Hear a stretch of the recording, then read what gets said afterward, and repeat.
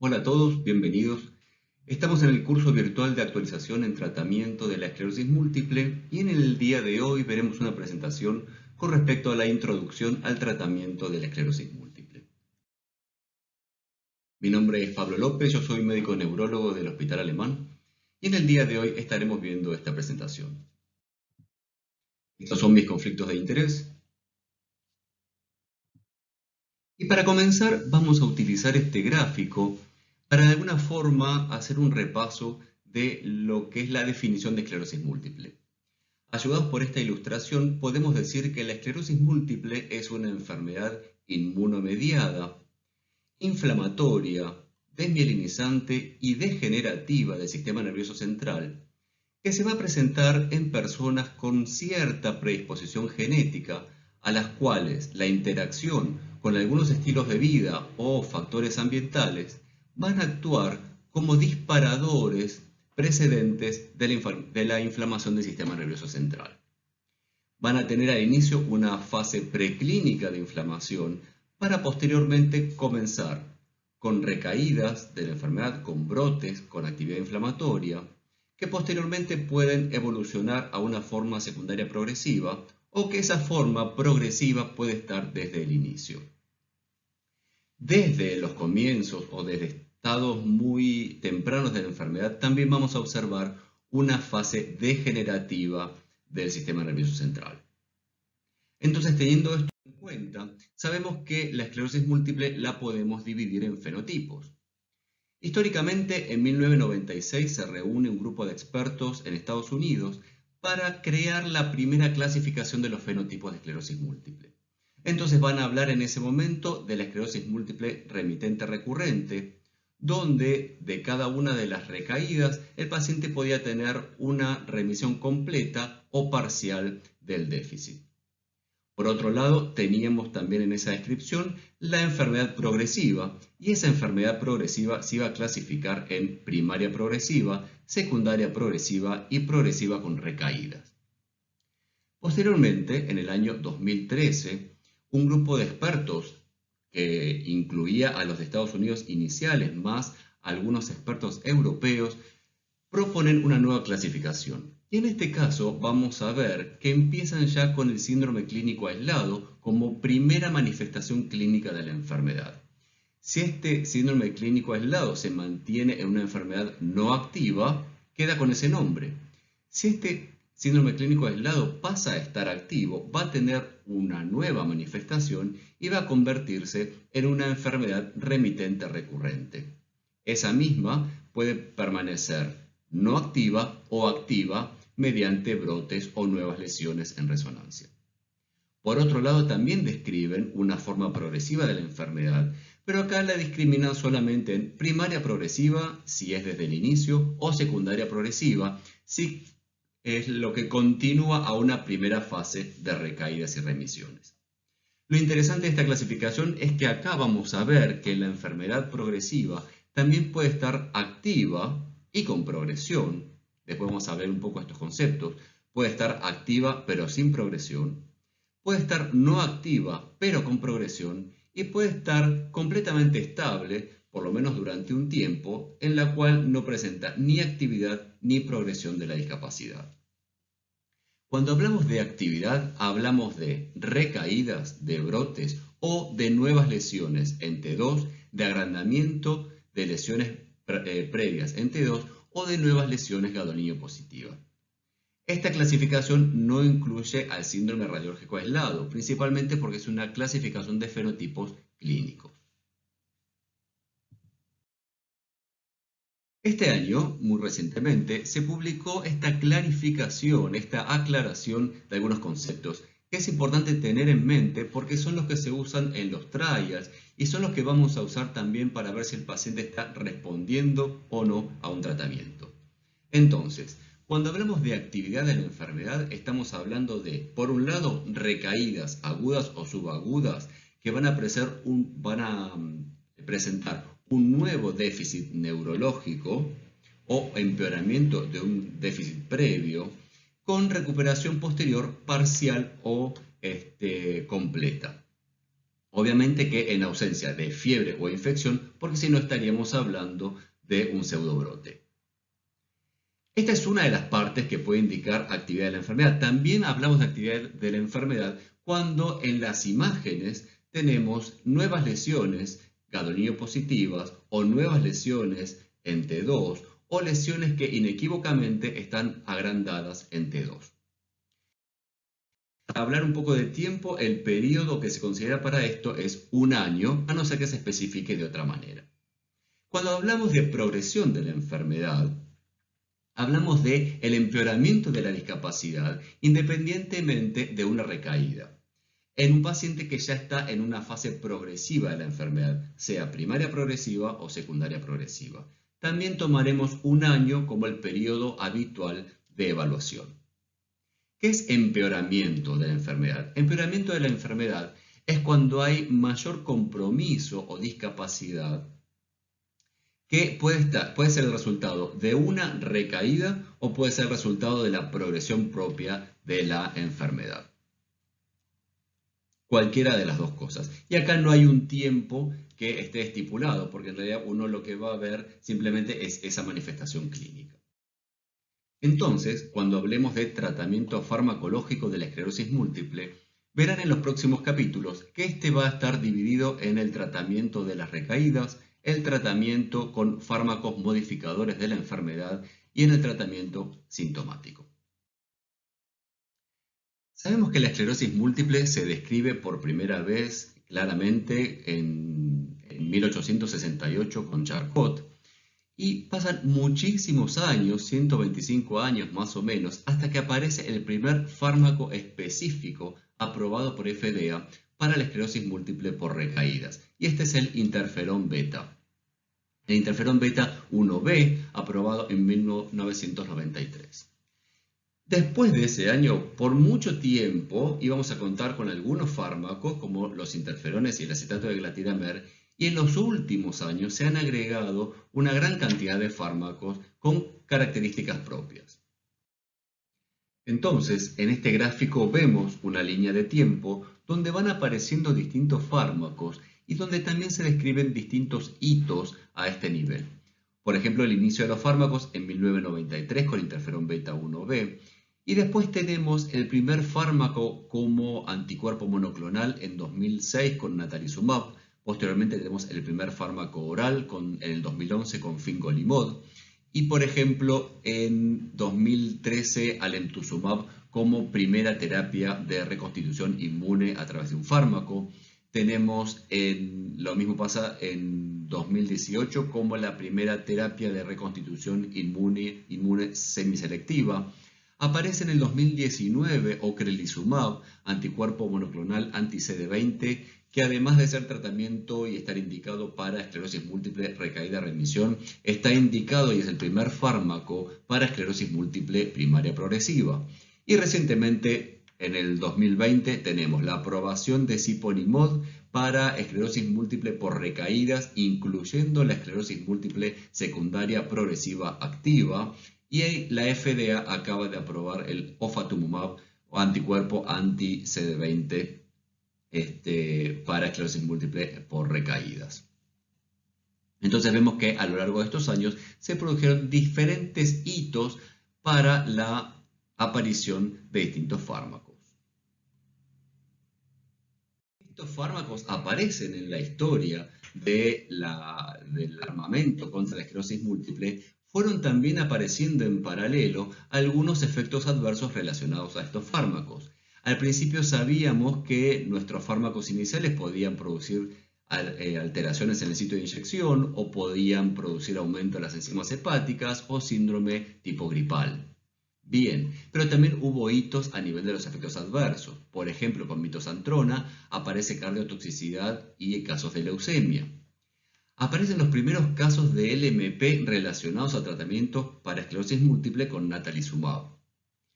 Posteriormente, con la aparición de los fármacos orales, específicamente con fingolimod, aparecen casos de varicela zoster, de LMP también, de bloqueo cardíaco y de criptococosis meningia. Y en el último tiempo también tenemos enfermedad autoinmune como manifestación de efectos adversos de alemtuzumab. Y así vamos agregando algunos efectos adversos de los cuales tenemos que tener en cuenta y que los vamos a sopesar frente a la efectividad de cada fármaco.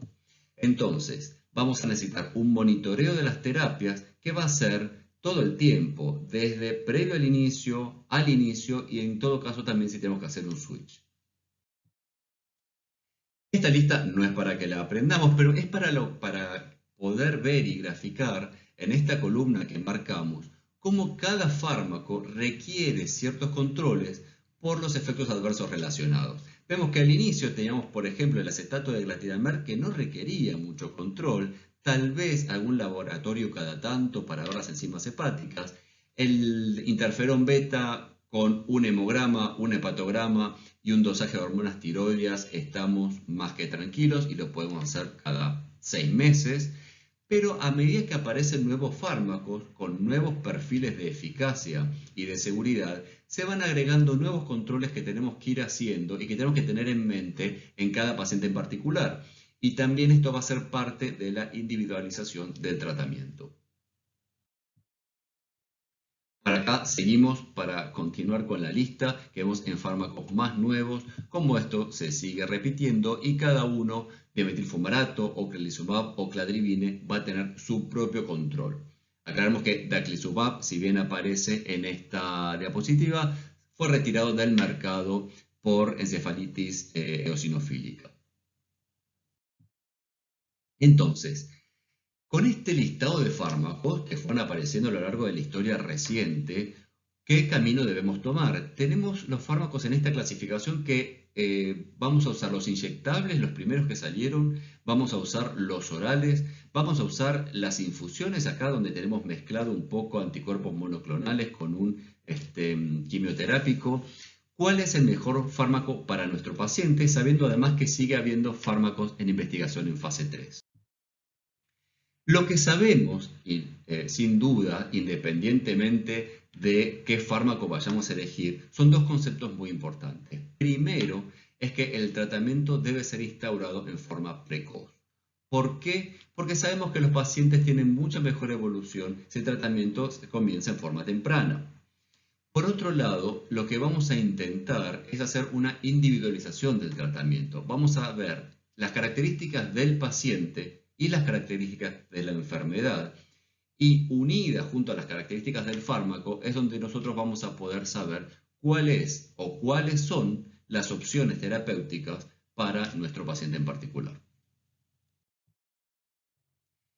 No debemos olvidarnos, por otro lado, que el paciente con esclerosis múltiple es un paciente muy complejo. Si bien es una enfermedad de un solo sistema, y ese sistema nervioso, el paciente se comporta muchas veces como un paciente con una enfermedad sistémica por la complejidad y el grado de requerimiento de asistencia que necesita.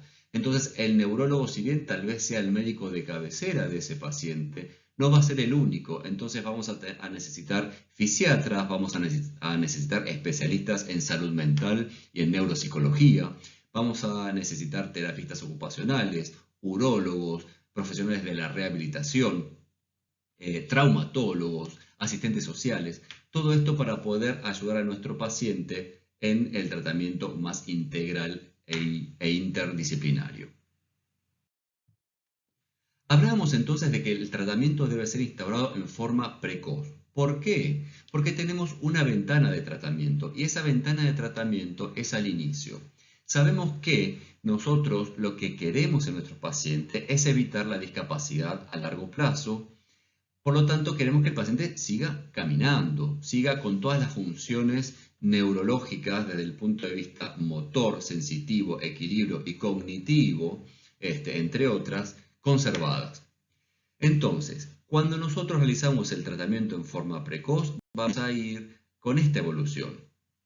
Si lo hacemos demorado, cuando hacemos el tratamiento y el inicio, o cuando hacemos el switch demorado por inercia terapéutica, también vamos a estar perjudicando a nuestro paciente, aumentando su discapacidad a largo plazo.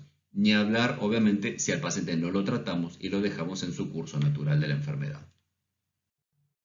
Entonces, en esta diapositiva, más allá de esa clasificación inicial que habíamos visto de orales, inyectables o por infusión, tenemos una nueva clasificación que tiene que ver más con la ideología o con el fin de ese tratamiento y con el mecanismo de acción en forma general. Entonces vamos a dividir los tratamientos en terapias de mantenimiento y escalamiento o terapias de reconstitución inmune. ¿Qué quiere decir esto? ¿Cuál es la diferencia? Bueno, cuando tenemos una terapia de mantenimiento o escalamiento, va a ser una terapia crónica donde los resultados en el cambio inmune de esa persona van a estar mientras el tratamiento sea recibido. Por otro lado, en la terapia de reconstitución inmune se hace un curso de terapia breve que resulta en un cambio cualitativo a largo plazo de la función inmune.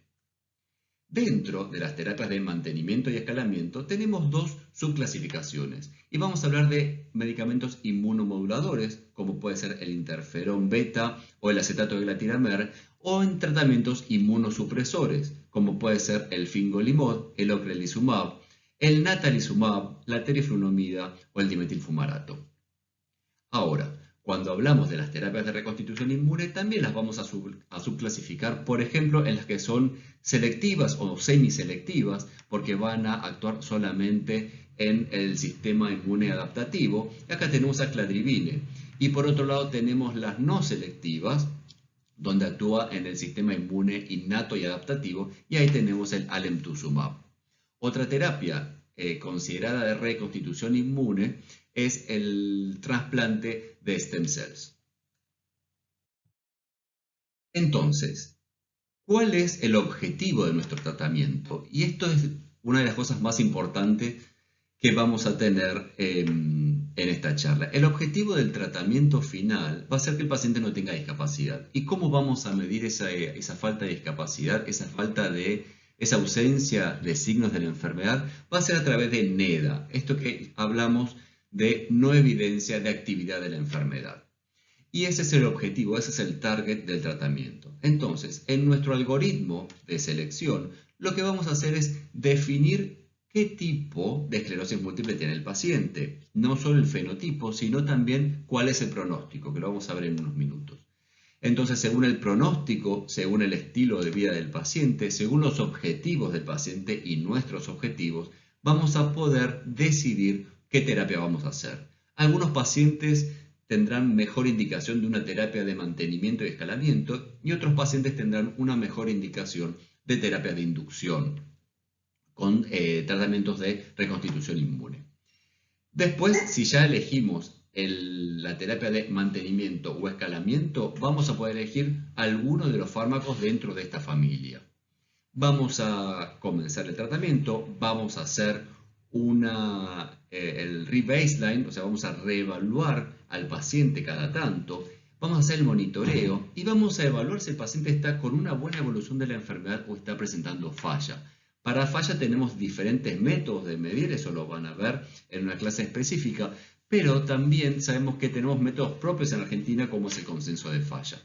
Si vemos que el paciente falla, vamos a tener que reevaluar esa terapia y probablemente tendremos que hacer un escalamiento. Algo parecido pasa cuando elegimos un tratamiento de inducción. Elegimos una de las terapias, en el momento de esta diapositiva existía uno solo, pero ahora sabemos que tenemos por lo menos dos opciones farmacológicas y la opción también del trasplante, que es mucho menos frecuente. Y una vez que elegimos ese tratamiento, veremos frente a una falla, en este caso, si la opción es retratar al paciente con una dosis extra de ese medicamento o no, o hacer un switch.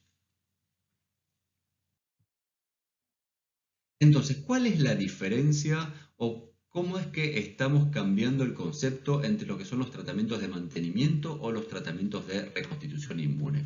Bueno, cada uno tiene sus características y algunas ventajas están en un grupo y otras ventajas están en otro. Por ejemplo, con respecto a la duración, sabemos que el tratamiento de mantenimiento va a ser eficaz siempre y cuando el paciente lo esté recibiendo.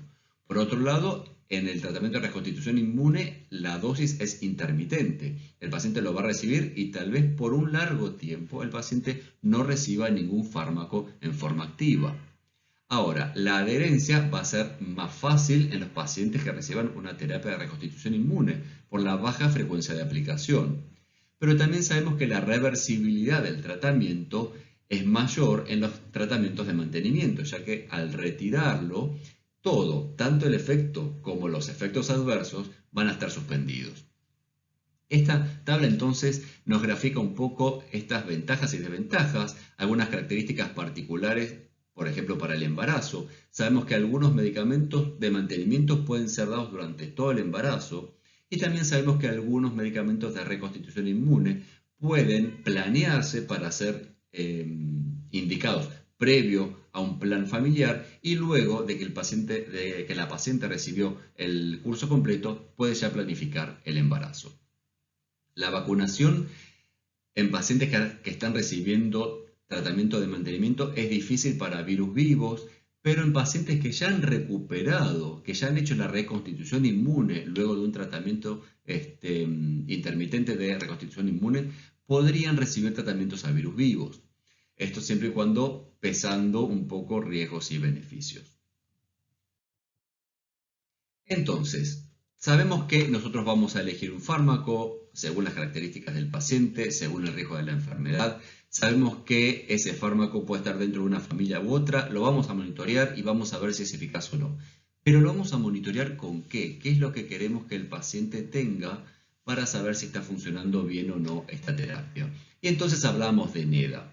Y NEDA, esta no evidencia de actividad de la enfermedad, puede ser NEDA 3, que es lo más habitualmente utilizado, tanto en clínica como en estudios de evaluación de fármacos, donde NEDA 3 quiere decir que el paciente no tiene recaídas, no tiene progresión de la discapacidad y no tiene actividad en la resonancia. Pero algunos se ponen más exigentes y también quieren, por ejemplo, que el paciente no tenga atrofia cerebral, y acá hablamos de NEDA 4.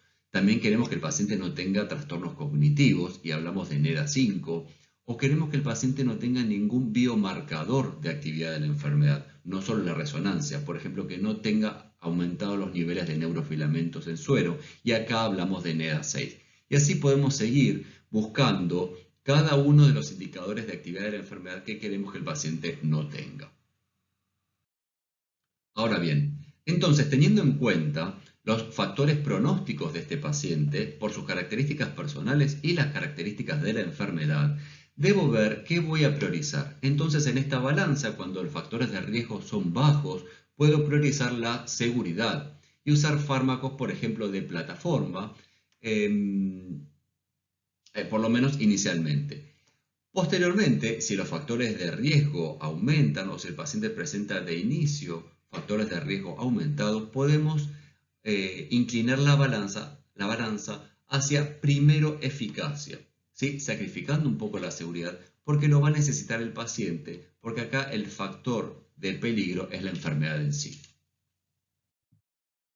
Estos son algunos de los factores de riesgo más conocidos y más utilizados para ver cuáles son los tratamientos que vamos a indicar en nuestros pacientes. Por ejemplo, los pacientes que sean menores de 40 años, que sean mujeres, no tabaquistas, sin comorbilidades, son los pacientes que por características propias son de buen pronóstico. Si comenzaron clínicamente con una neuritis óptica o síntomas sensitivos, con baja frecuencia de recaídas, vemos que la enfermedad clínicamente se comporta con buen pronóstico. Ahora, si además tiene pocas imágenes en resonancia, no tiene lesiones gadolinium positivas, no tiene agujeros negros y no hay lesiones medulares o infratentoriales, desde el punto de vista de las imágenes también indica un buen pronóstico. Desde el punto de vista de otros marcadores biológicos puede ser la ausencia de bandas oligoclonales o los niveles adecuados de vitamina D. Ahora, en la vereda del mal pronóstico, tenemos, por ejemplo, desde las características propias del paciente, que sea hombre, mayor de 40 años, que sea de etnia no caucásica, que sea tabaquista o con otras comorbilidades y que tenga un inicio multifocal de la enfermedad.